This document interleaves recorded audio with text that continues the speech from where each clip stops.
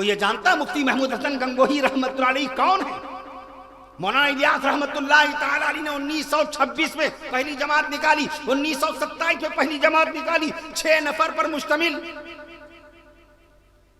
شیخ الحدیث مولانا زکریا رحمۃ اللہ تعالی علیہ نے 1929 میں فضائل اعمال لکھی، 1931 میں فضائل تبلیغ لکھی، 1948 میں فضائل حج لکھی، بذل المجہود اوجد المسالک لکھی۔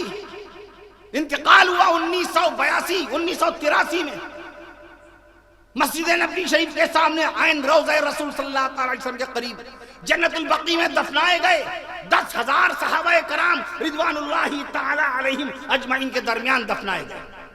جب معاذ زکریا رحمت اللہ تعالی علیہ کی شان اقدس میں لوگوں نے گستاخی کی تو کسی نے یہ نہیں کہا خبردار اپنی زبان کو لگام دے دو، فضائل اعمال کے جس مصنف کی شان میں تم توہین کر رہے ہو وہ مدینہ منورہ میں عین جنت البقیع میں 10,000 صحابہ کرام رضوان اللہ تعالی علیہم اجمعین کی مبارک قبروں کے بیچ میں لیٹا ہوا آرام کر رہا ہے۔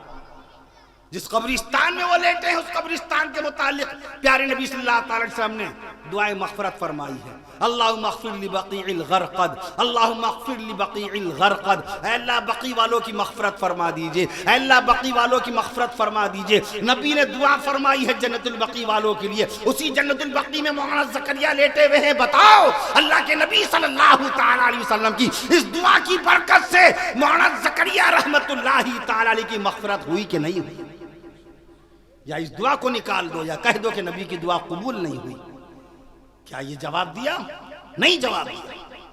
الزام لگا آپ ولیوں کو نہیں مانتے، مولانا فرمان مظاہری پہ الزام لگ رہے ہیں، ہمارے علماء کرام پہ الزام لگ رہے ہیں، مفتی صاحب پہ تہمت لگ رہی ہے کہ یہ ولیوں کو نہیں مانتے، ولیوں کو نہیں مانتے، کیونکہ ہم نے اپنے بیانوں میں، وعظ میں، تقریروں میں، بیانوں میں ولیوں کا ذکر ہی بند کر دیا، ان کی کرامتوں کا بیان بند کر دیا۔